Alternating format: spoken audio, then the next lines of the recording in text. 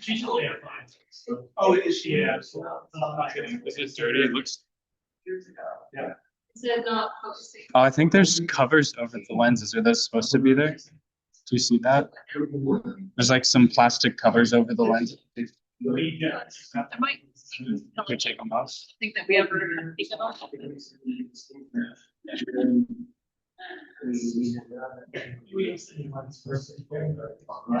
Is this new? I bought it a few months back. Okay,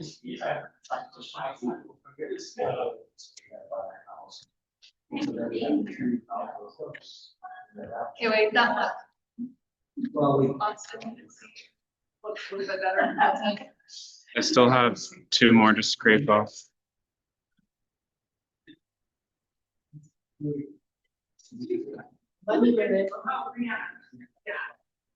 Okay.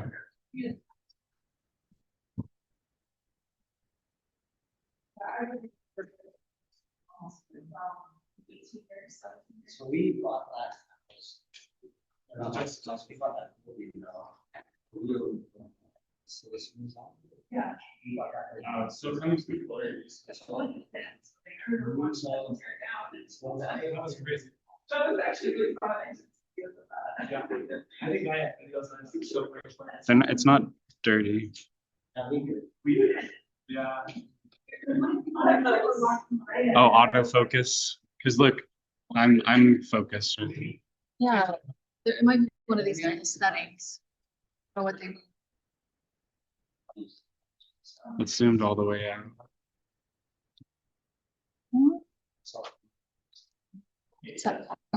Probably. Should I turn it off and turn it on? Maybe that'll help. I don't, maybe it's this. Maybe it's focusing. What if we just put it here? Well, as long as it's not looking at me. It's okay. I'm gonna turn it off and turn it back on. Maybe that'll. They said they were coming with the whiteboard.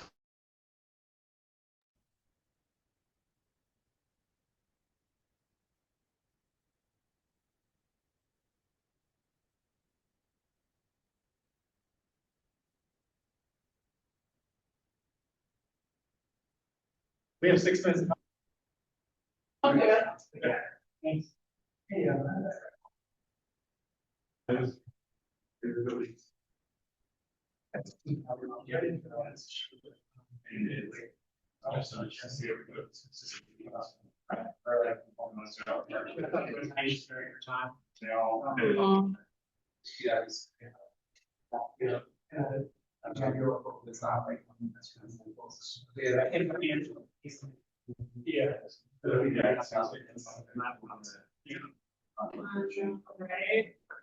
Anticipating question. yes. New rezone and it's City. it's huge, right? And the zone tape. So I just want to make sure I've got it pulled up for Everything. to get experience. You know what? They've been getting silent. Right, like, so funny. So you just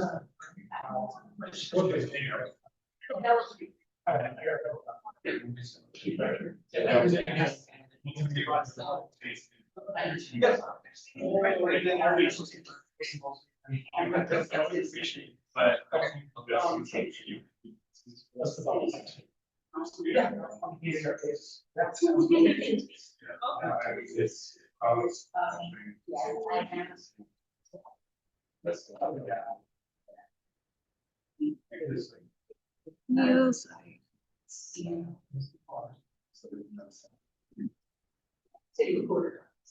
80%. So How's your dogs?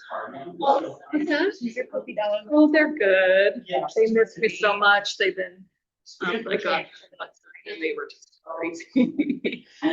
They slept on me. Yeah, I went to Chicago last weekend and then I was in Denver yesterday.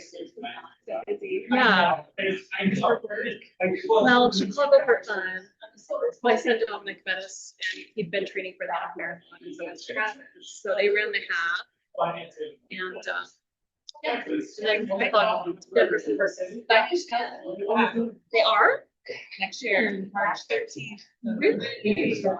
Birthday concert? Yeah. Okay. What do you think? Yeah, that'd be great. Is there one back there?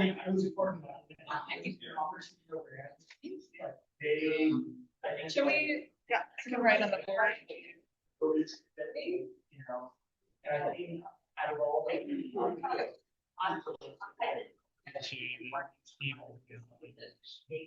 Yeah.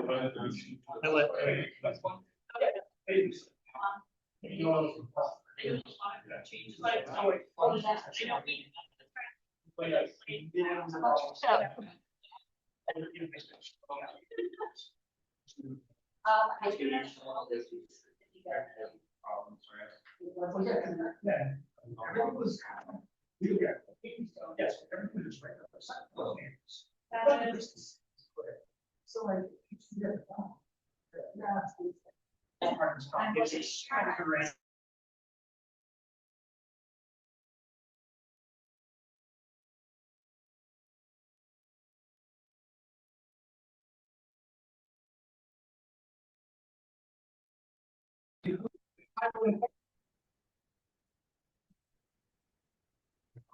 Yeah, sorry.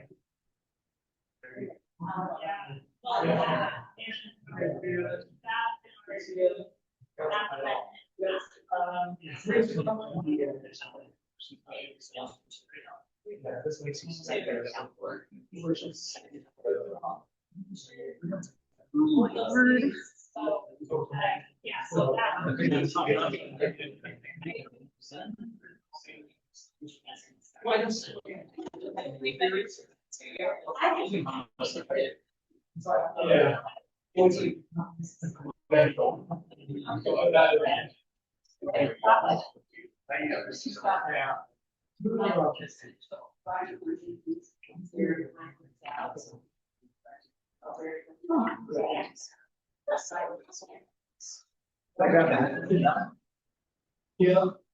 Yeah.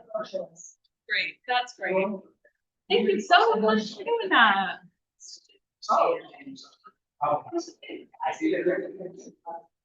So it can work here.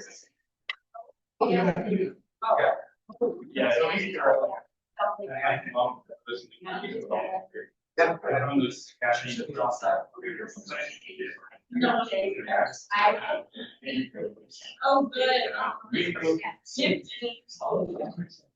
I don't know. It's true.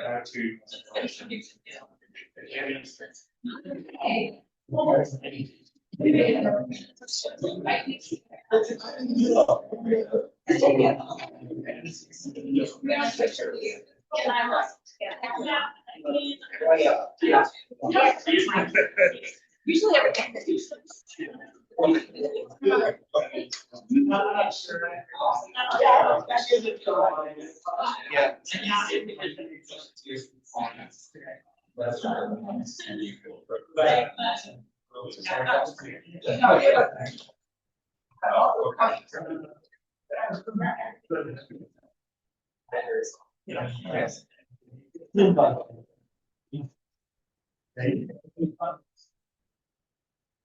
Well, and then. That's fine.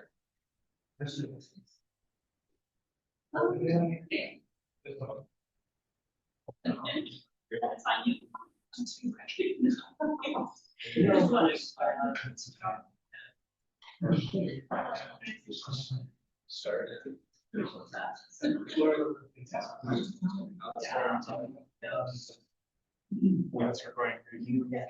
Okay, thanks everybody. We're going to start. Welcome to the Central City Neighborhood Council meeting. I'm Austin Taylor. I'm a board member of the Neighborhood Council. And let's go around and do introductions. So, sorry, Eric. And like, you don't have to stand up. Well, I am Jeff Connie, and I'm the chair of CCNC. I'm also a neighbor. Right. I'm really, I'm the public safety chair of the council, I live in South and so yes. Sure. Troy Saltfield, I live around second software, please, I'm the application committee. Tell us your name and then why you're here. I'm sorry, so formal here to support community or society's perspective on that. So, Cool. Do you live in Central? it's Do you live in Central City? I live right here up in Hampton, Indiana. Cool. So just so you know, so Central City, it's South Temple to 9 South, and then State Street to Southeast. And then this meeting is to talk about things that happen up in that area. Usually it's people who live here or work here. Talk about that stuff, but you're always welcome. Yeah.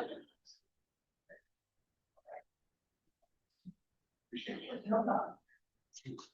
that fire department? Hi, firefighters from Station 1.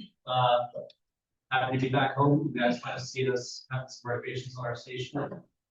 Back. Thank you. And Florida, we used to have 3 buildings. I'm Sergeant Ryan Sanders. I'm here because I was in a baby. Just. Yeah. Yeah. I'm here all private today.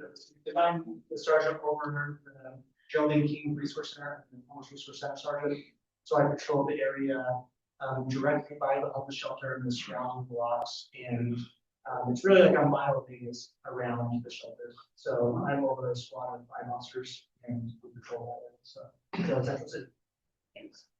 I'm Mona Gray and City, over on Green Street. I'm Greg, Betty, and we live same place.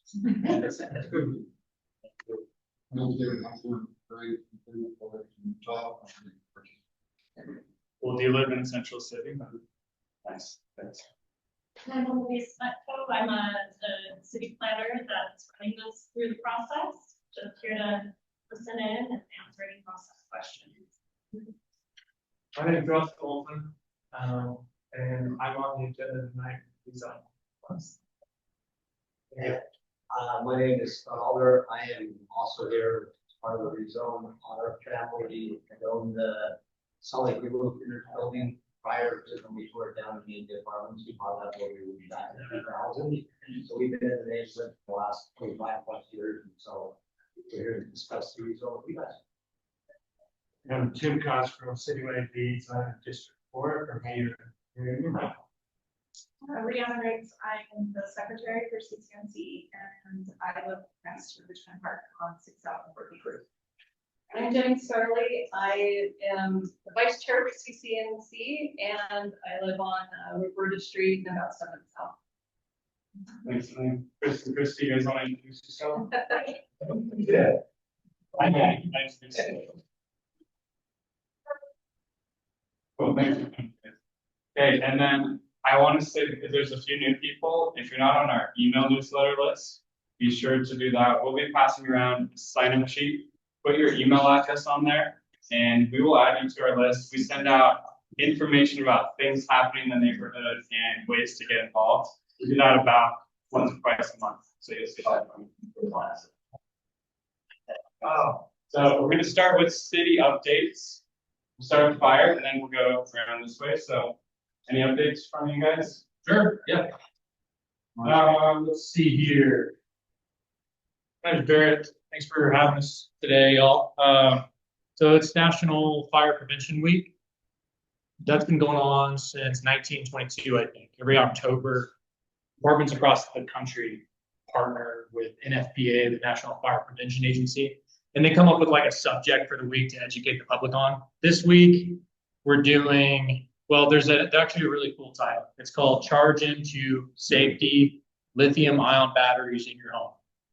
I'm going to talk about that for just a second, just so y'all are up on it, and then you can also educate your community members on it.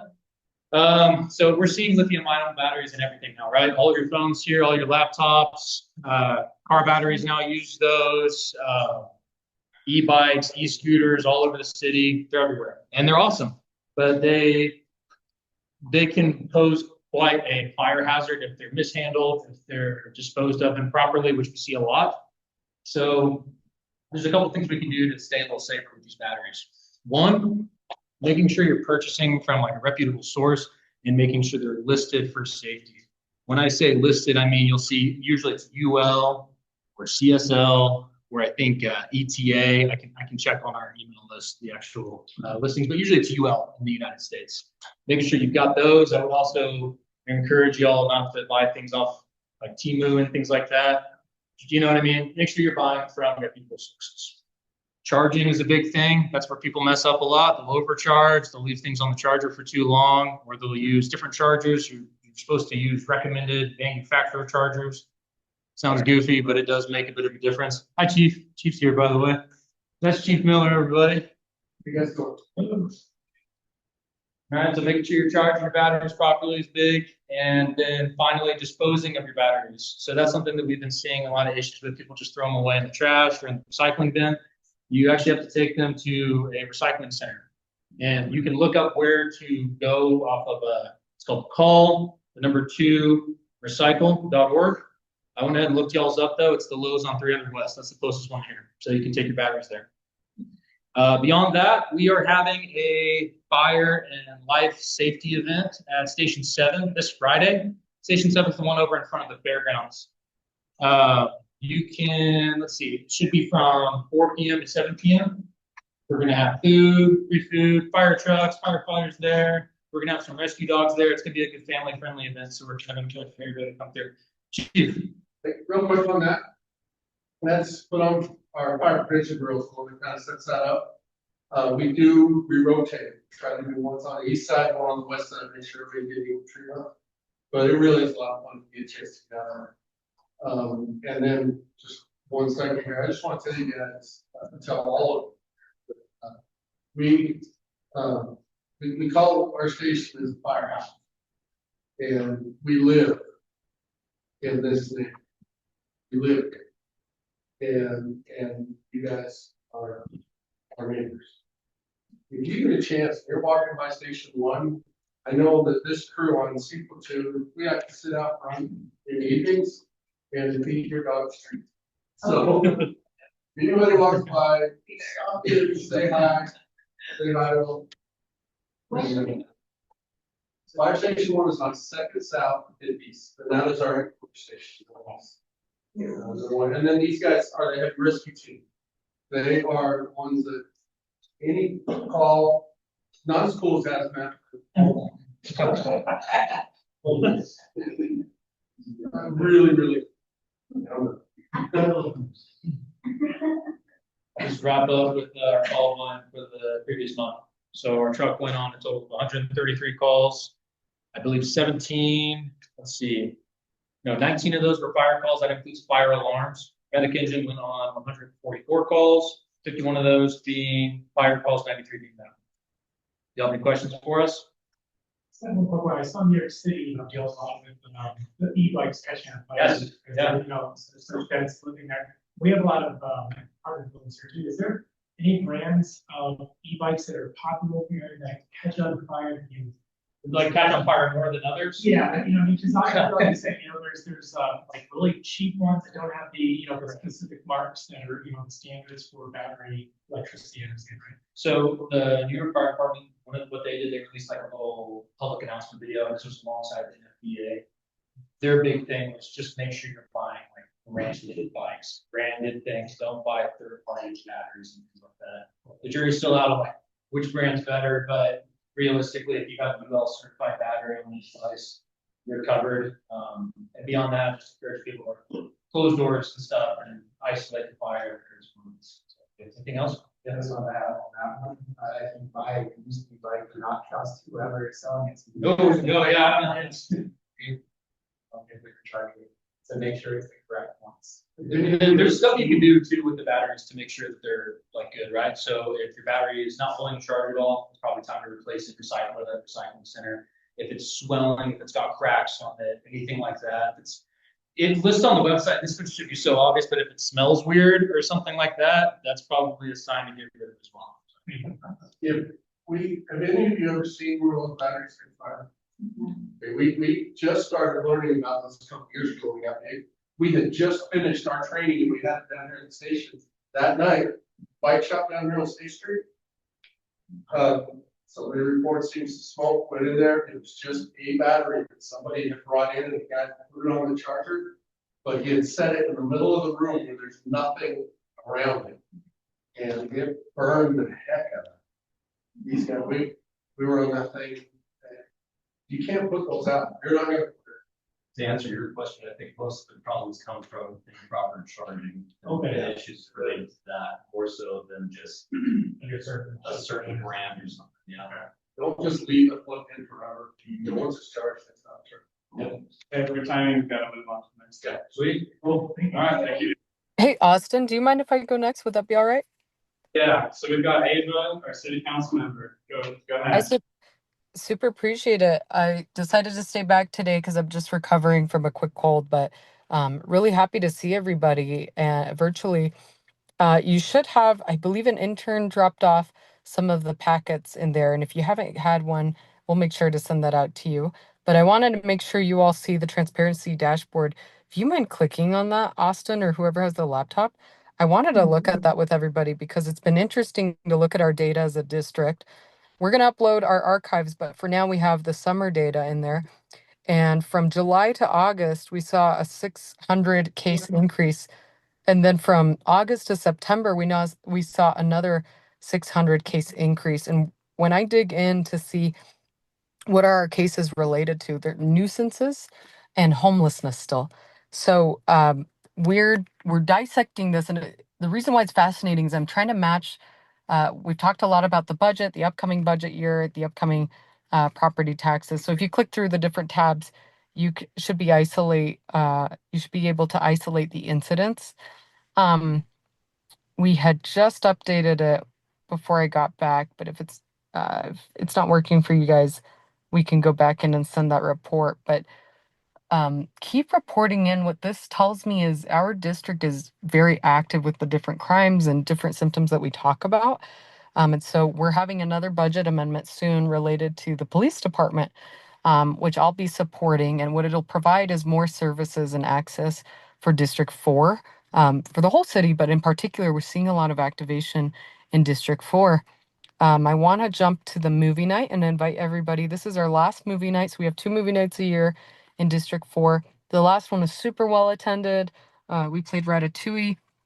This one is on October 3rd from 6 to 10 p.m. The movie will start at 7 p.m. Family-friendly event. It's free, so please bring a neighbor. It's at Washington Square in the southeast corner. And we, weather permitting, everything will be outside. In the case that we need to move in, we'll be at the Central City Rec Center. But we have ADA accessibility, portable toilets. We'll have a food truck, a nice little, it's called a donut kebab, which is super cute. And then we'll have that, and it is Coco. So dress up. I hear that if you come by, you might get some candy for Halloween early. And then I wanted to, of course, let everyone know that in the past few weeks, we had a development agreement vote with SEG, and it's not recorded yet. I have to go in and sign some paperwork, but I was able to vote a nay vote. And so I want to share that even if it is a 6-1 vote, the importance is it's not just a PR stunt, but to actually say our property taxes and our sales tax base is being utilized in a way that the public wasn't made aware of. And we were not told that those funds would go towards this private parking lot. This is not a parking lot that any of us can access. This is a parking lot that only suite holders can access, which makes it for very specific customers. So I think that's an absolute inappropriate use of this tax base. So I hope to have your support in the coming months. We'll see more and more of these development agreements come in front of the council. And it is absolutely pertinent that we hold our ground and say, we believed in this because we waited on, we believe in again, this sports entertainment, cultural and convention center to create more sales tax base, but we have yet to see that. And so we have to draw a line as a community and say, absolutely not. This is not what we asked for. This is not an agreement that we want to participate in. So again, just wanted to let you all know. And then of course, I want to give you an overview of what's the council doing these upcoming months. We're wrapping up Q3. We've started officially Q4 of 2025. This is the time that we prep for legislative requests. We're getting a lot of pressure again from the legislature. You might see that in the news. But this is a really scary time for CIP funded projects in District 4 in Central City specifically. I'm pretty concerned about SB 195.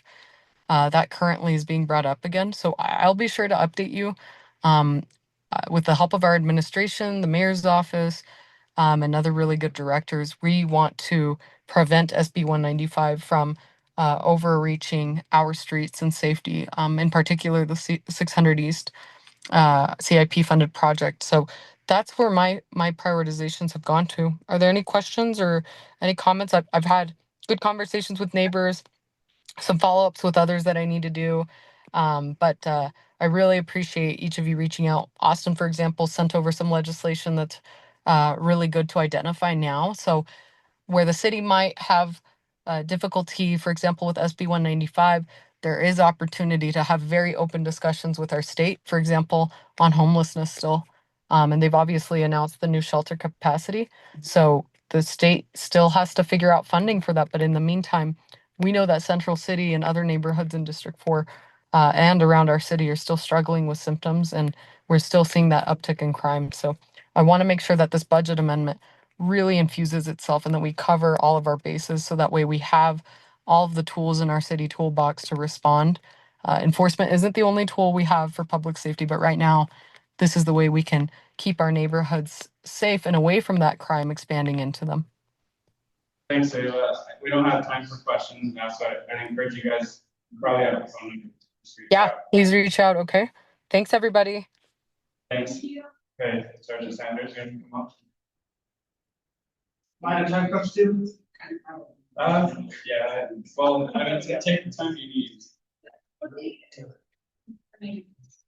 do you want me to go? Do you want to take it? Okay, are you okay waiting? Yeah, that's fine. Okay, and we'll give you more time then. Okay.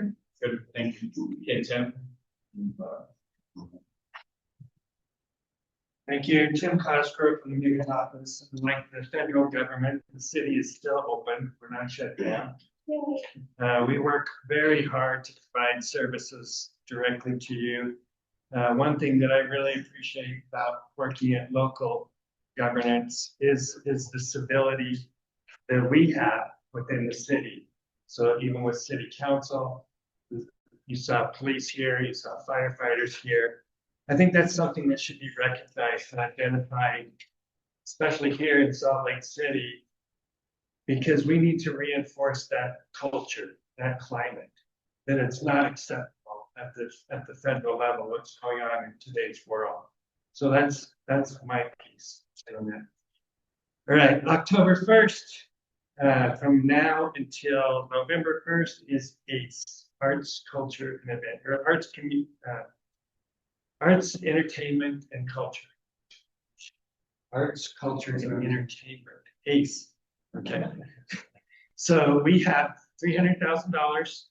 We give out grants between $500 to $10,000. Some of the fun events you guys have posted here, the Pizza in the Park. I always look at Rihanna and Jenny organizing such a fun community event to get people out. Brandy does the Know Your Neighbor and Be Kind to Your Neighbor, and the Green Team with Ben Engel. We got the buckets and the garbage picker uppers to ACE funding. So that's available from now to November 1st. We have 2 trainings if you want to attend those. October 8th at Dayside, Day Riverside Library, and October 23rd here at the City Library from 6 to 7 p.m. if you're interested in applying for the ACE fund. Any questions on that? Okay, trying to hurry. Capital improvement project, the deadline was last night. Troy, you got the minutes today. I think that's exciting, very exciting. Good work, Troy. Do you want to say anything about that application? I'll say more about it and. Okay, good, thank you. I know this is outside of Central City, but just to give you some perspective. 2018, you all voted for the general obligation bond for funding our future. That was a real massive investment that you, the voters, chose to invest in the city with our worst streets first and best streets last. We just finished 2100 South. So if you haven't had the opportunity, please go over there October 4th, Saturday, from 11 a.m. to 11 p.m.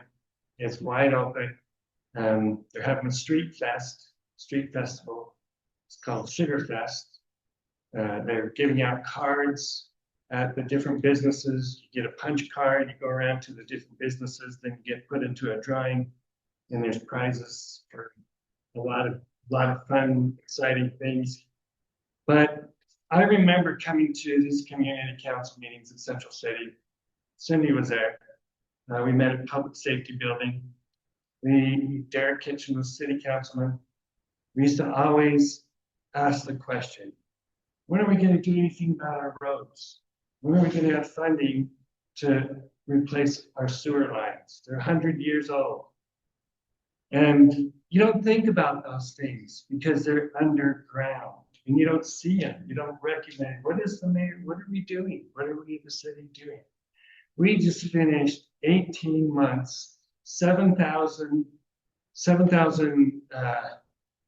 what was it, 7,000 yards? No, 7,000 miles. Why does that stick out? Yeah, 7,000. 7,000 feet of pipe. Yeah, on 2100 South. And you don't think of those things, but when a city's growing and the capacity keeps growing up, how do you build the sustainability for that? You got to increase the water. You got to increase the sewer. You got to increase fiber optics because everybody wants their fiber, right? So just go over, take a look at it, get some perspective. I think it's a well worthwhile event. If you don't want to do that, you can go to Central 9 on Saturday is having a tree planting on all the parking strip from 9 a.m. to 11 Saturday morning. Bring your gloves. Carrie Nakamura organizes a volunteer group. We have our urban forestry is going to be there.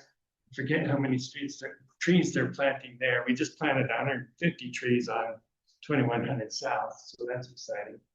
But if you want to help out to volunteer, bring your gloves, you and your gloves to the tree planting at Meetup 151 West Mead Avenue, just off 200 West. Any questions on those? Jim, I just have a real quick question from CCNC. Board just would like to request just to give general context, the Leonardo Museum that is part of this complex is closed permanently. It's one of the biggest assets in Central City. But I know there's a plan also to change the actual green space, kind of green loop of this area. Yeah. But based on the press release, we were wondering, we just get a little bit more clarity as a community group about what the city's overall plan would be and how it would be involved. So I reached out to Blake Thomas in our office is helping to coordinate that. Maybe we should have him come speak to Central City next month. That's awesome. Okay. Yeah, I can do that. We can get him on the agenda. Do that.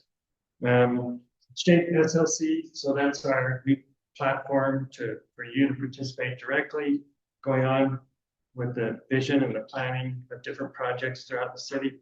Right now, we have one with climate, called Climate Forward. So every 5 years, the city looks at additional ways of improving our climate change. The city council and the mayor has a goal of 100% renewable energy by 2030 and reducing greenhouse gas emissions by 80% by 2040.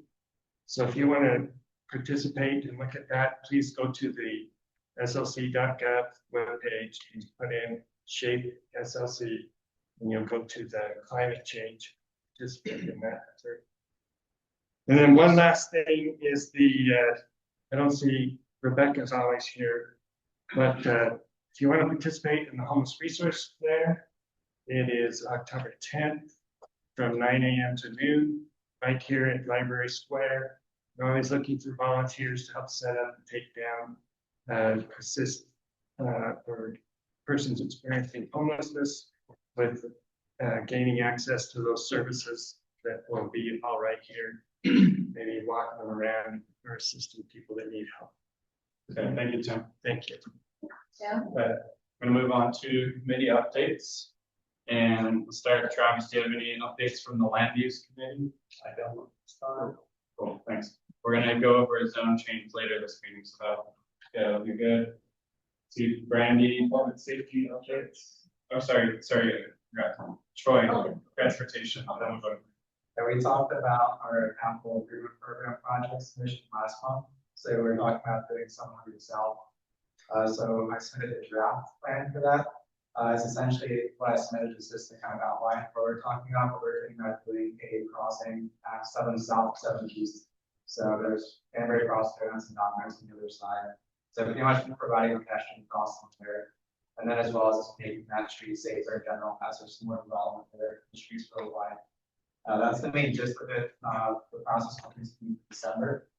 So I've had the community to work with someone from the city and kind of draft the concepts. And then it'll go through a year-long process. We finally get there is whether it's funded or not sometime next year. So if you have any questions about it, just let me know.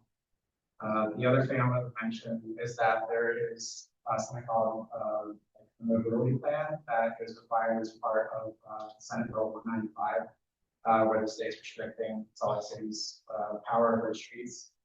So the city's hosting a meeting around this time next week. So it'll be Wednesday, October 8th, between 5 and 8, and then right over there. It's a meeting room A, and it's your opportunity to go review what they drafted. And it's pretty much your opportunity to get input for the process for what the state takes over and does whatever they do. So this is your opportunity to tell them what you support. And essentially the city will have that ammunition to say like, hey, hundreds of our residents showed up and asked for these things. They showed up on a Wednesday evening after work and emails that they wanted themselves. Because it'll be between 5 and 8 p.m. and libraries will pay next door. And I think Austin will put that in, so you'll have more details on it, and like an actual web page to actually be clear to get more background on what's going on. One thing I'll say, Troy's being very humble, but for those of you that don't know, the Capital Improvement Program is a citizen-led initiative for community council, where you yourselves can put in an idea to the city for a capital improvement project. It's $500,000, $508,000, $500,000, and Troy has worked a lot of. Is this the second year? Yeah. The second year, so it doesn't always get passed because they go through a vetting system. But he's put a lot of time into community that, and it's volunteer led. So I just want to highlight that, point that out there. It's very popular with the city council, very popular with the mayor. So thank you for all of your work and effort and energy to have that. I supported my guns that and so that you want these things, because without that, the city can't do anything. We know the city can do that. Really need your support, and so we can tell the state that there is support for safe streets and issues. Please, sure. Brandy? Hi. I have an update on I would say it was on Offer. Yeah. Yes, offer just so everybody knows. The family still lives in the. Yes, and I've been speaking with one of the family members regularly. She's wonderful. So it's closed down for 3 months for maintenance and updates and things because people tend to destroy it a little bit. But they are redoing a whole bunch of stuff. So there's a new water fountain, which will be a bottle home station. So more convenient, less likely for people to bathe in it. There'll be a motion activated security lighting. We said about that. They'll be refurbishing, including the plaque pedestal and the commemorative plaque for Justin Temper. They'll be doing irrigation repairs, which I've seen recently starting, ground leveling, which I've seen, some shrub stuff for planting, seasoning, and rock this in the first field, reducing water use and maintenance hours for partners. So it'll be back open 3 months from the day, probably when it closed on August 28th. And there has been no trespassing and break-ins except for one day on September 10th, which I think was addressed. Other than that, I'm monitoring it. It's good. And Richmond Park has been okay lately. It was kind of for a few minutes after Tamper, but it's improved. Do you have Sergeant Sanders on speed dial? Huh? On speed dial? Do you have Sergeant Sanders? Oh, We're calling everything in. yeah. Yeah. Even if you have a police officer who still just call the non-emergency line. Oh, yes. Always call the dispatch, don't call directly a police officer. But they need the calls in to document it, calls for service coming in, because that's allocates more resources, so they talk in the meetings, do all their stuff. Which I'll go more into that. Yeah. Yeah, so Richmond's been pretty good, but yeah, if you're in the parks or if you see anything illegal, please report it, don't just and because if everyone does that, then what is accomplished. So yeah, just and our teaching model is good as always. It's been great since last year, since we dealt with that. So it's been really good. Thank you. Any final things from the board before we go on to the zone change? No. Did you have a question, Cindy? I just want to comment, I'm absolutely opposed to hostile landscaping in the park strip at Upper, because you have to walk across the park strip to get into the park. There is no parking with an ADA compliant way to get into the park. And I have, ever since we started talking about the makeover in Hopper, I've been opposing the use of hostile landscaping where people have to cross. It sounds like we need to get with the parks people again. Yeah, You suggest maybe some shrubs instead of rocks or fruit. It's completely unacceptable. Anything that's uncomfortable to sleep on is dangerous from the cross. Okay, let's go to the next thing. So we're gonna talk zone change. So you guys probably know this area. So we're looking at 4th East, and this is 5th South, I believe. So our friends here are from the development group that built this apartment complex, and they own the 3 houses that you see next to it. I believe 2 of them are vacant, and right now, 1, 2 are vacant. And so right now, the zoning allows a 4-story building, so there's a 45-foot height limit that they could go ahead and build right now. But they're asking for a 5-story height limit. So just a rezone to allow 1 more story is essentially what they're looking for. And they're going to tell us about the project, and you guys can give input and feedback to it. So come on up. And do you have any renderings? You can email them. We can show them. Okay, yeah, thank you. And thank you for hosting us tonight. Scott has mentioned to a couple people. Well, do you want to tell your history? No, I mean, there's not much to tell. So like I said, we owned the property right here for many years. Salt Lake Legal Defenders decided that they wanted to move out. When they moved out, we were going to try and rehabilitate the building to keep it as office building. Just financially it didn't make sense. So we ended up tearing it down and building the apartments. We thought that it, kind of fit the neighborhood. We actually went through the rezone process at that time with the city, and we did that on our own. When we were building this building, I think I told some other people, we rented this house out as a construction home during the construction just to be able to build the house. And then this house right here, it's a 3rd one, which is right next to the 2 apartments. We ended up purchasing that house because we needed an easement for a power pole in the back. We rather wanted to sell it, we wanted to move, so it just made it easier. So that's how we ended up at this house. You are right. It's the guy that was living there. He lived there for 2 years. He just barely moved out at the end of July. We are in the process of painting, and we'll have someone back in that house. So just to kind of give you really quickly, this once we with this house, we ended up having to purchase it as well. Just we tried to get the lease in the back, but we just couldn't get it for another Rocky Mountain issue with the power company. So we purchased that home. And then when the construction was done, we've been renting that out to a single man and wife, right? Yeah. Just a couple. So we've owned these two houses, this one for about 3 years, this one for about a year. This one we just barely purchased last month, and when we purchased that, that's when we decided we would kind of come to you guys and seek a rezone. When we built this apartment, we have a lot of parking inside because it's a HUD building, and so we've overparked that parking lot inside. So we felt that if we built something here, we wouldn't need parking. We have a door right here, they could go inside and utilize the parking in there. And so that's when we came up with the opportunity to build apartments. We thought that it kind of fit the neighborhood with the apartments across the street, the 2 apartments right next door. You have the 2 apartments right here, and then again you have the apartments right. Like I said, I've grown up in the Salt Lake area. My kid played at Central City. We're pretty familiar with this area. We felt like it would make these homes, especially these 2 homes, that are pretty dilapidated. We don't think we can probably rent this home out because it's in such disrepair that we just felt like it would be better for us to kind of go to a new project. We're in the very, very beginning stages of this project, so we don't have a lot of details for you. We're gonna probably go with the same aesthetic as the building next door.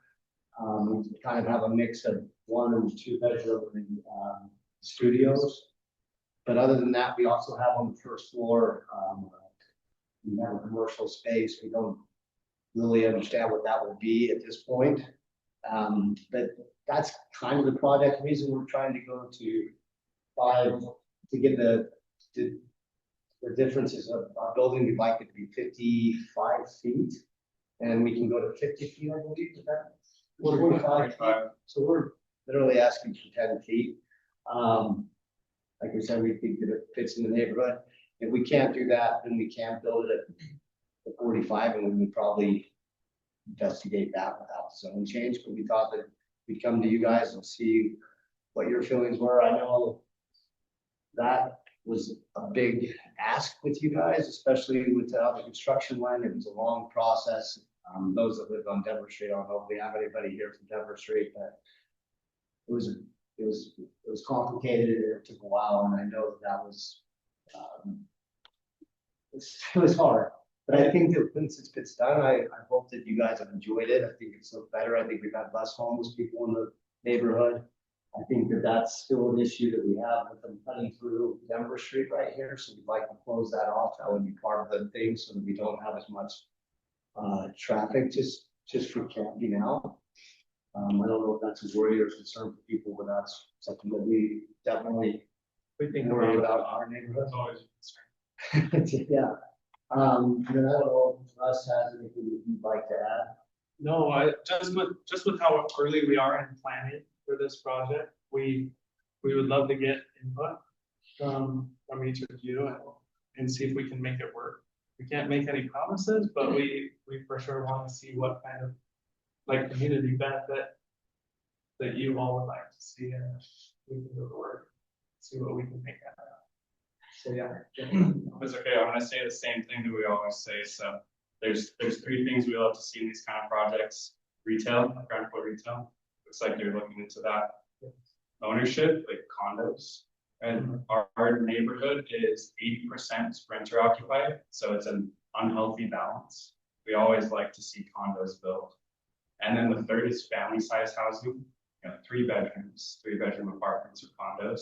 That's an underrepresented housing type in our neighborhood. And we're actually seeing in the market a higher vacancy on studios and 1-bedrooms because there's just been so much supply hitting the market, and a tighter vacancy on 3 bedrooms. And that's really interesting that you bring that up. Because in our buildings, we're having a harder time renting the 1-bedroom, like in the bigger bedrooms, than we are in the studios. Almost all of our studios are completely gone. we'll definitely take that into account. If this being such a small building for us, I mean, the smaller units, you know, to be able to go up to certain amounts of stories. We don't want to make it as tall as this. We don't want to try and balloon it as good as we can for the parking, but getting 3 bedrooms is really difficult because it takes so much room up. I mean, diversify your unit mix across the whole property. You have that. Yes, exactly. And so it just really makes it hard for us. But that's a common thing that we turn on to a lot of people. And I totally get it. I just don't know with the 3-bedroom thing. I think the rest of it is totally doable. I think we can definitely go with more. Would you rather see 2 bedrooms than studios? I think bigger is always more welcome in this neighborhood. We have a lot of studios in 1-bedrooms. That's good feedback. Yeah, thank you. And I'm taking notes on the percent. So tell us about the units that you have that are below market rate for the third building. It's all market rate. Okay, you said something about being affordable. It's not affordable, it's market rate. And in addition to family-oriented housing, we desperately need things that are affordable for people historically in this neighborhood. My units start at 425 with everything. Okay, that's affordable. And so if you want, this is the concept of community benefit is really getting corrupted because it's being defined the same across the city. In this neighborhood, community benefit is larger units with 3 bedrooms or more.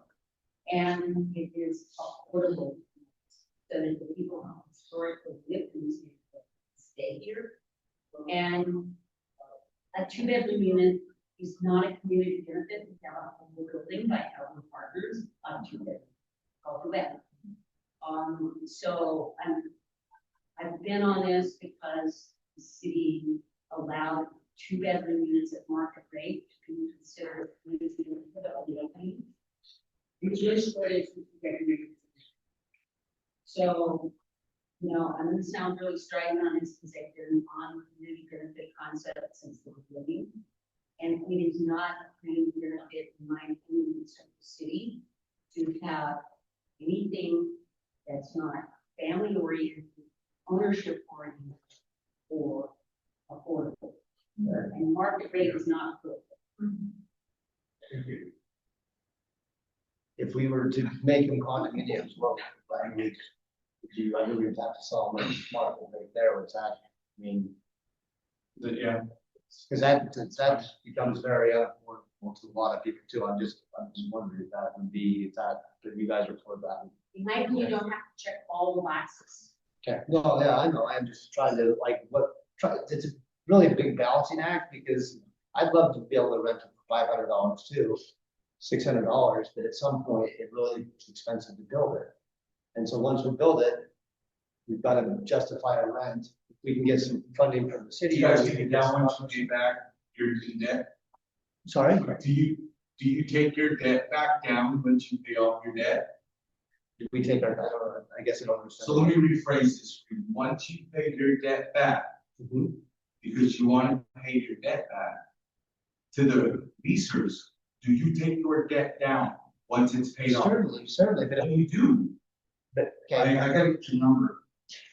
I honestly, no jokes. No, we don't pay back people. I'm saying we pay down our debt, but if I can't pay my debt on the building itself, I can't build it. That's all I'm trying to say. If I take out a loan for a certain amount and then the rents that come in don't.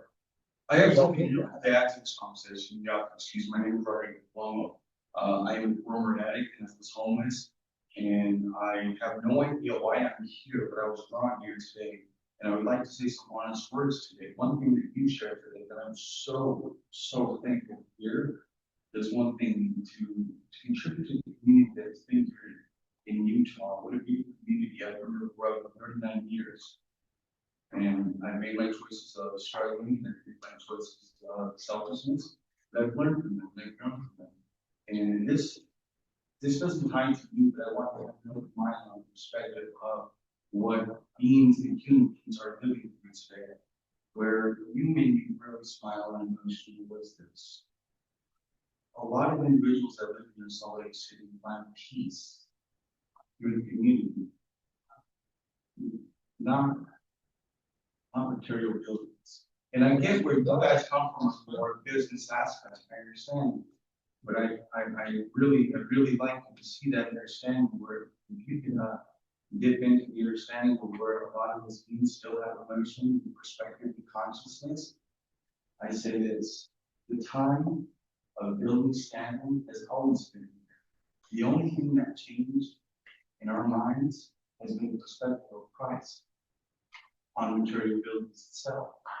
So if we will operate that in yourself, I think, and I'm not trying to tell you what here, I'm just asking you, might know one piece that I find very clear is if you were to psychologically understand what a homeless man or a homeless woman goes through prior to them being an addictive addict or whatever they're going through, the price of what we pay through, I'm paying $1,100 today for roughly 500 square feet. Can you guys imagine what 500 square feet is? $1,000. 20 years ago, for 1,000. Come again? I can know why my smile shines like where Lord comes from. Oh, what a home party! You're such a good soul. I love that vision. Let's wrap up. Let's wrap up. So I'll make this 30 seconds. So I'll make this quick for you. My understanding of what I'm understanding is this: is compassion lacks in society today, and we are all seeking peace. Peace doesn't come for financial gain. Peace comes from seeing one another. I ask you this: when you build what you're going to build there, keep in mind there are hundreds of families in Utah alone that are trying to find and understand peace itself. I totally get what you're talking about. I appreciate it. I just have to, our land use committee chair had 2 questions that would like to Yeah, ask. she had a question back as well, so. Okay, you want to ask me quickly? No, do your thing. Okay, so he just had 2 questions, just to go super quick on the answer. So he says, how do you plan to mitigate towering over the adjacent 2-story properties? That's the first question. Are you talking about these 2 apartments? I think so, yeah, the apartments to the south. So we would be off of the easement there, but then otherwise we put the city easements. Do you know what you said? What you said? We'd have our normal setbacks there, then we just go out. Like I said, that's pretty in the beginning stages. And then the second question was, is there any green space plans in the enterprise properties there? I think there is, like, just depending on how we orient, there could be a small. Like in the back? Yeah, a courtyard and essentially like a or so thanks, Chris. Did you? Yeah, Let's so do last just to be question. clear, that's a lot of words. When I tear down 3 homes. Is that what I understand? Okay, you want to tear down 3 homes that families could live in, that have yards and trees to cool the area in the neighborhood. You want to put a 5-story building that will shade those 2 living apartments. And you don't, I see your other building, you have like, 2 trees in front, it just creates a heat island. And then it's a detriment to the neighborhood.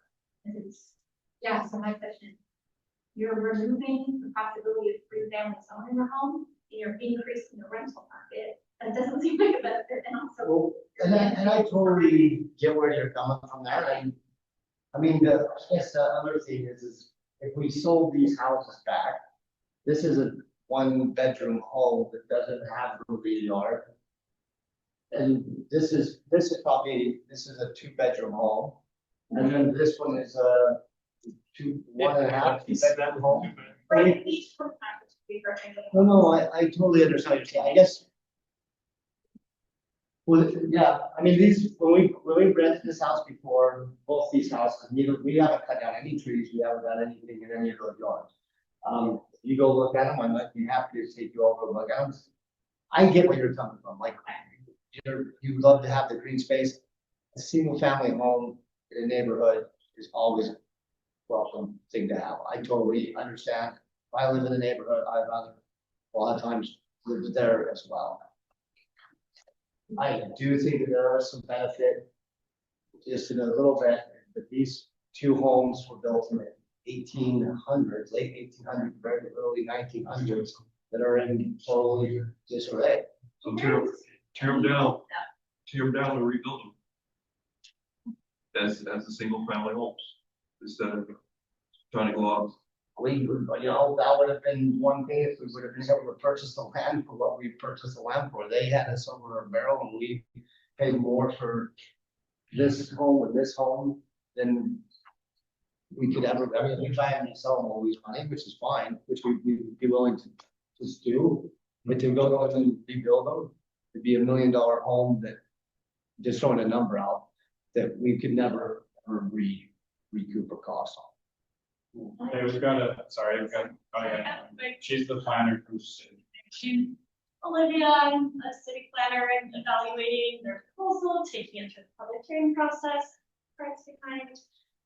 One thing I want to bring up today with the is we've got a new requirement for rezones and map amendments. It's a tenant relocation and kind of program. So part of this process would be replacing those 3 2-bedroom homes, putting in 2-bedroom units, and assistance with the relocation, the financial aspects of relocating residents from those homes. And there's also a few options for like ensuring rent is similar to what it was in these homes, and some of those kinds of things. And sorry, I don't have it all detailed step by step in my head, and I'm happy to give more information to anyone.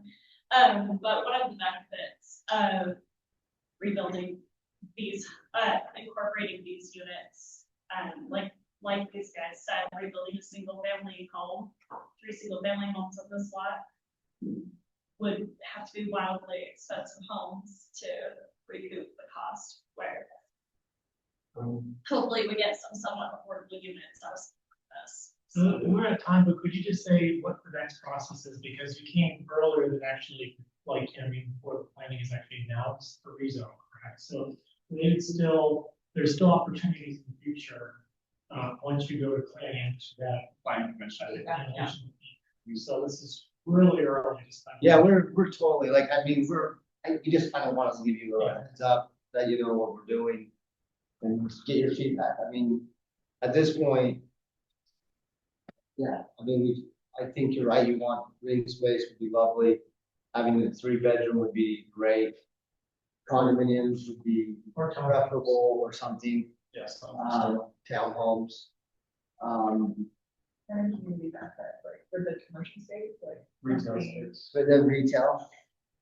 Could you put a community garden or a greenhouse garden about that? There's a opportunity beyond 9 years, just a couple doors away. And this thing can be more green space, maybe a dog park, so on top of the dog park. I mean, you guys would like the dog park. Okay, so sorry guys, we've got to move on to the next thing, so we have a lot of other. Could we have your information just to provide to our citizens, like if they want to? Sure. Just giving some more feedback, would that be a permissible? That'd be okay. Yeah. And if you stay till the end of the meeting, I'm sure people will talk to you. Oh, yeah, good work. If that's okay with your time. Okay, I don't think, thank you. So we have next someone to talk about the Green Loop project, the public space project on the Civic block. I don't know if this person showed up right in the city to talk about Civic block. Green Loop. No, okay. So we're gonna skip to public safety outreach with Sergeant Sanders. Come on up.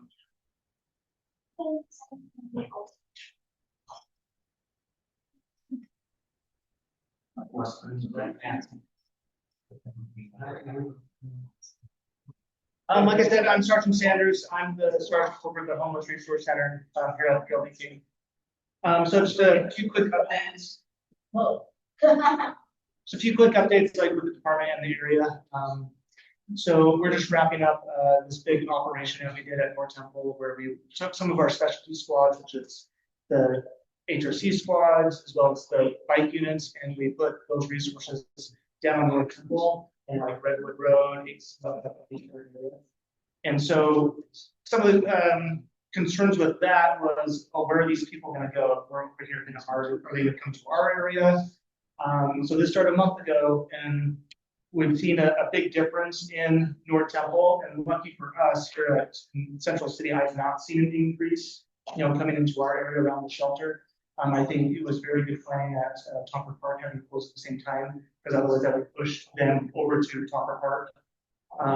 As well as Richmond has maintained, fairly well, even with Topper Park being closed.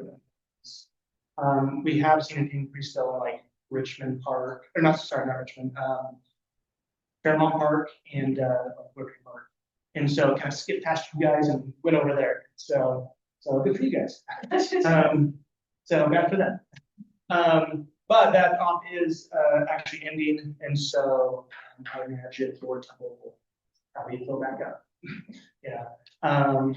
So what that means though for you guys is you're now going to have more officers in the areas where they're supposed to be. So like HRC won't be, like my squad won't be moved out of our area. We spend more time in the Central City area as well as the East Side Bike Squad. The other update is, you guys probably know this, maybe not, the department recently got a grant to acquire 2 additional squads. This is the Green Space squads, which consists of 2 squads with 10 officers, 5 for each squad, and 2 sergeants. And these squads will be focused on the green spaces. So they will be they'll be helping my squad with like Topper Park, Richmond Park, and then all the other parks in the entire city. And these squads come online here in the next couple of weeks, like 2 weeks, like this month. And so in fact, they're doing the interviews next week for these officers. It'll start in October. Oh, they're starting October. Yeah, like they literally just put out the application, like, hey, who wants to come to the squad? And now officers are going to be interviewed, and the squads will be set up. So you'll see an increase of officer presence in all of the villages. So that's for all the parks in the entire city. And then for my squad, since Topper Park is closed, so the focus areas we've been focusing on is like Center and South Main, which we see a lot of activity there, as well as Richmond Park. And so that's kind of our main focuses right now, as well as First, South, Third, East. So really just all the areas we normally focus on, just minus Topper Park. At nighttime, how many times a night, if not called, do officers of any kind go to Fishing Park and do proactive or walking? So we don't have any proactive officers on at night, such as like the graveyard. Like there's no bike squads on, there's no HRC, like either with day shift or afternoons. Mine says overtime.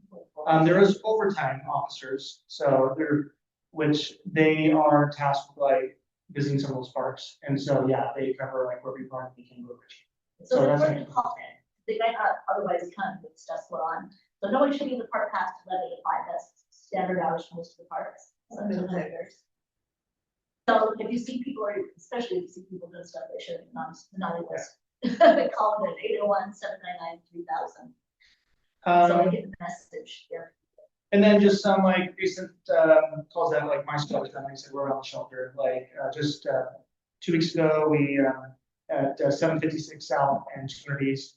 We talked to a lady, she had 58 fentanyl pills on her, she was dealing, as well as a bunch of cash on her. So she just, so we stopped her, booked her to jail, she had a felony warrant as well for distribution. She's still in there. And then last week we had a guy around First and Third that we stopped who fled from us, he crashed his bike, broke one of his legs, like on his own doing, like he crashed. But he had this on, which this is a fake security badge that was on. So, fixed it with the gun's also fake. I should have told you that. Yeah. But that was last week that we made that arrest on that guy. So that's just kind of the update start with my squad.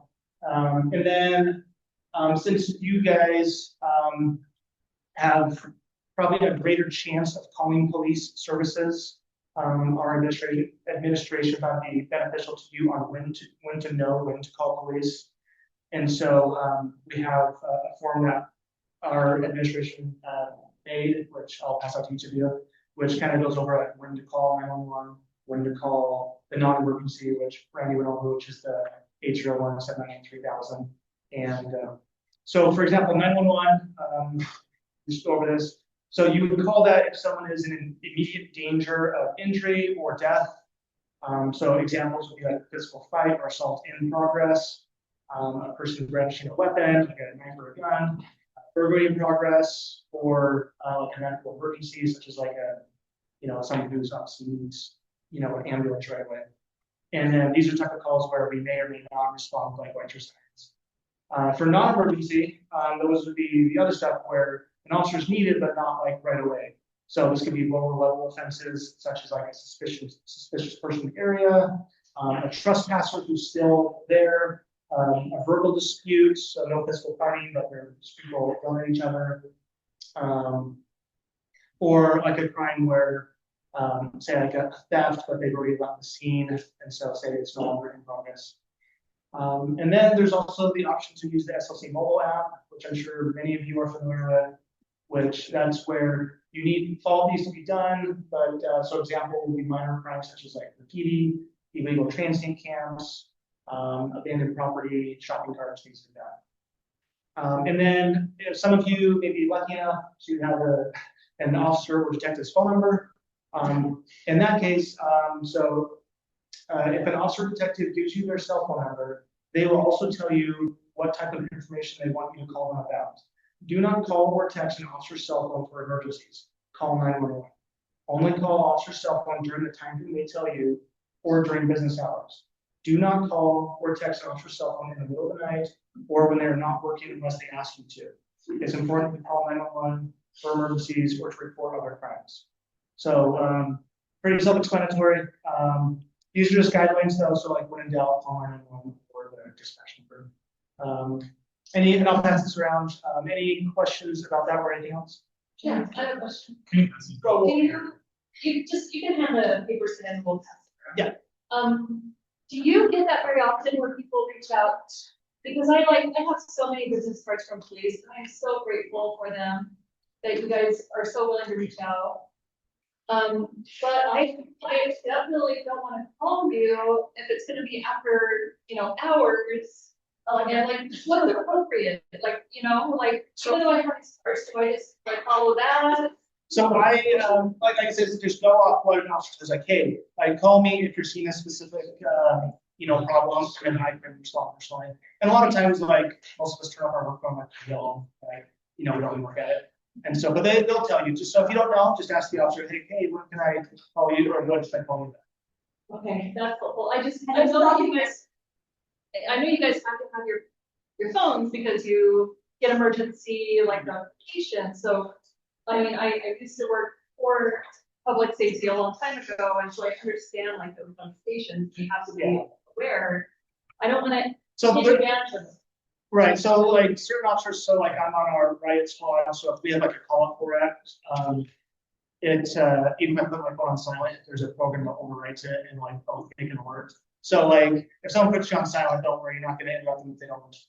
So, but I would, like I said, I would just go based on what the officer tells you, or hey, you got to call me anytime, or a lot of times they won't respond unless they're out here. Okay, so the officer will always tell you the purpose. I would ask them. Okay. So but yeah, they give you the number for a reason. So and if you're not sure. sure. I'll be back to public things, so whatever you say, you probably would be so careful what to say. Yeah. Right. I'm just wondering, is ICE in their presence in public city problem? I have not seen any ICE activity here, so I'm not sure. I mean, there are ICE agents here, but I've never seen any calls for it. Asked men, right? I got asked. Do you want to? No, I've not seen anything. Any other questions? Okay. I wanted to say how appreciative that I am personally for the police department and everything you guys do. Your outreach is amazing. Your response is amazing. Everyone is so friendly. You always go above and beyond. I'm so grateful for Thank you. Appreciate it. I'll pass that on to my squad. it's really nice to see you and your part. Yeah. Yes. Yeah. Or just make sure everyone in your phones have the non-emergency They don't- voice number. So if you don't have it in your phone right now, take this chance to put it in and call things as you see them. If you see someone using drugs in the park, call it in, right? Literally, anything that's legal, that should not be done in the park, it should be, it needs to be reinforced and repeated, otherwise they need to be. It needs to be. Yeah, maybe I'll see one, Brandon, you want more, Yeah, I think it sounds. and then just read it. All right, any questions?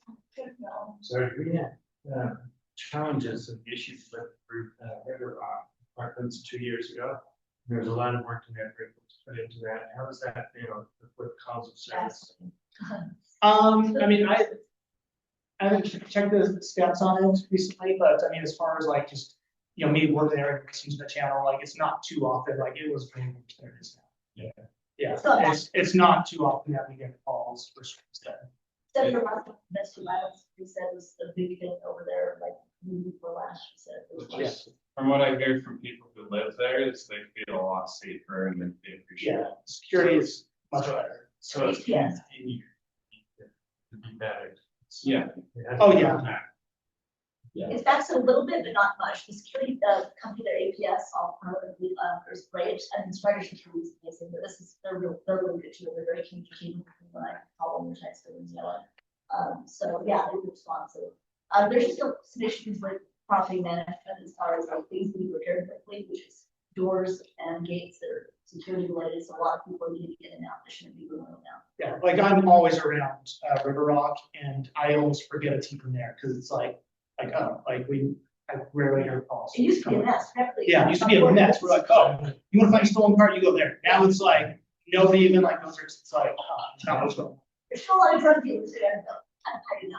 Yeah. I will say it's also one of the few places where you can have affordable family-sized apartments. Yeah. If you go and you search like the entire county for like a 60% area median income, 3-bedroom, that's like the only place that's available. So there's a lot of kids there in these days. Yeah. It just has to constantly be monitored and kept up. We let it, so.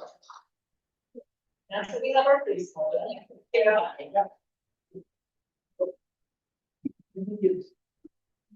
Okay, do you want to talk about the board and election? Yeah. Chair? Yeah, sure. So, yeah. So CCNC board elections, and also, when we talk about our subgroups as well, we're always looking for call to action. I think nowadays, a lot of organizations, people like things on Facebook that they feel passionate about, but showing up to a meeting like you did today is a huge plus because studies show that it doesn't happen much anymore.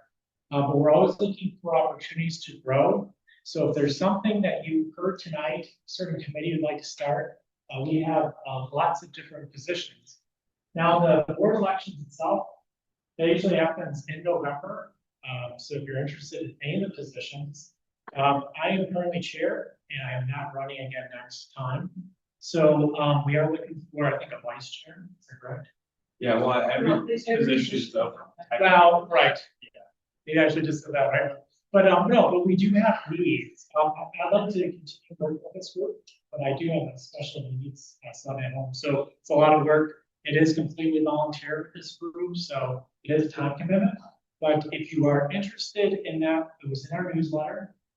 There's also, I think, the form that also was provided in that as well. So if you're interested, you'll see in the email a list. You can fill out your name. If you have any questions at all, a lot of times, like when I joined this group was because, I always like to be part of the community. But, one of the things I think is important to highlight briefly is that Salt Lake City has had one of the longest histories of this kind of model of government with the city. And so when you look at other cities that, have like really pretty robust city council, neighborhood council groups rather, like LA, they have actually only been around since like the late 80s now. So we've been doing things a lot longer than that, before I was born. And the thing about it is that, with that, our organization, we have that collective ability to put pressure on the government, but at the same time, it's also a place where we can get information, as Tim elegantly said earlier, it is a place to have opinions, discussion. And, it's really the place, I think, to show up. But as you can notice in this room, we have an area of over 10,000 people. And we're a very small few that show up to the meeting, but we know a lot of our neighbors care. And that's why, being part of this and activating that, but also asking the tough questions when they come up. As Ava mentioned, there's politics involved anytime you have democracy and things like that. So all that to be said, I think that local is really the most important thing when we think about our experiences day to day. And so if any questions, we can open that up. Because really, the agenda, that's about it. Okay, absolutely. So a board position generally has a 1-year commitment, but we like to see people stay longer. So if you run, you can expect to be on board for 1 year. Right now, we have weekly meetings as a board. We meet on Wednesday evenings for about 45 minutes, just to go over things that we're working on, things that are happening. And some of the things you could expect to do are help organize this monthly meeting. You could do communications and marketing type stuff. You can expect to be in meetings with city council members, with the mayor, with real estate developers. So it gets you more deeply involved in the neighborhood. And for some people, it's also a stepping stone into running for city council, if that's ever something you wanted to do in the future. I know some past neighborhood chairs have done that before. Is there anything else you guys want to add about running for a board position? No, but I do want to state in the form that is going out, so we have a Google form ready to go. It'll be sent out newsletters, social media, website. But it lists and has in detail what each board position is, and then what each subcommittee encompasses as far as roles or responsibilities, and then also several other different types of positions available, like for fundraising and sponsorship and board parts, and even an opportunity of like, none of these things you're looking for interest me, but I love this thing and we want to know about it and we want you to participate, feel free to roll for that. So we just really encourage anyone to volunteer that wants to. Can people who are participating remotely, and there's a few of them out there, can they vote at the next meeting or whenever we have a Yeah, election? our bylaws don't specify that, as far as I know. It's like, you have to choose a couple. Yeah, you have to run, you have to have attended 2 meetings to vote. It doesn't say online or in person. I think we would lean towards counting the online votes. Yes.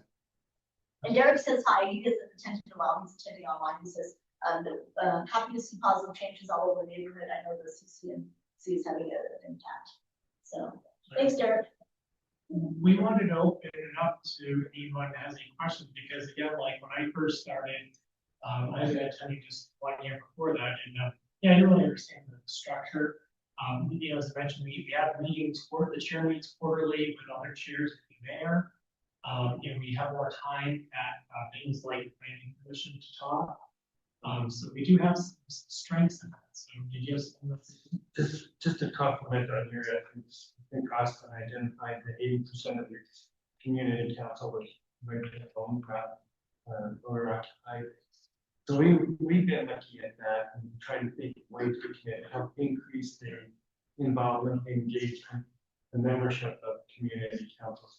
So if that's something that you wanted to bring in the beginning of the new year, I can mail me back out to your residents, reminding them of the community, Central City Community Council meeting once a month. We'd be happy to compliment you in that effort. And then we're also looking at whoever's, as they get elected, maybe having a training session or a complimentary leadership and how to run a community council meeting.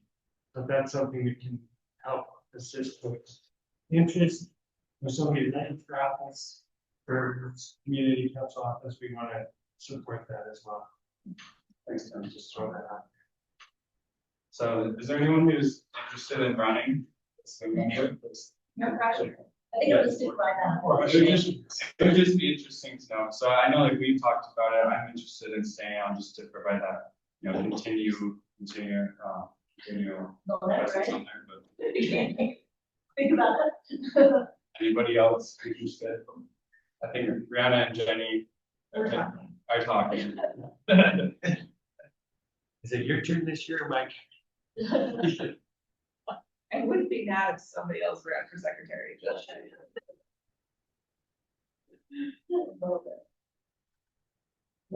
It is one of those democracy engagements with the local community that we just don't have it. It just doesn't exist. If we don't have that engagement with people participating. So thank you for all that volunteerism. It doesn't go unnoticed. That makes me really want to step up. It's not very local. That really does make me want to step up when it comes to citing the local community around here. That really makes me want to step up and kind of drive your some information. Yeah. People. I think it's the Greater Avenues, but you're on what street? 600 first. That's Greater Avenues. No, I no. think it was the train. First. Yeah. That night, it's Greater Avenues. Okay, well, let's.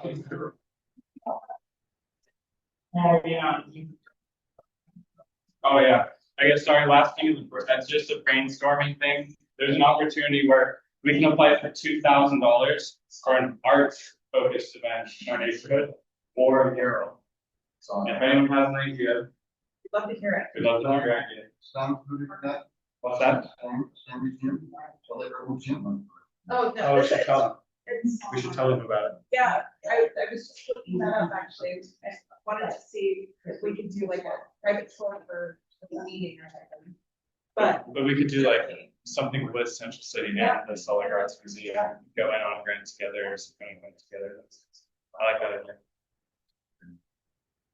Also, one other thing, if you want, I talked to Dan Ackerman about the grove. Yeah. They've got a new meeting from these Thursday, tomorrow, actually. So they should have some updated information that they might be able to share for the next meeting. Okay. We should reach out. If there's time on. Okay. Well, let's end it. We don't have to take longer. Okay, thanks everybody. Derek said,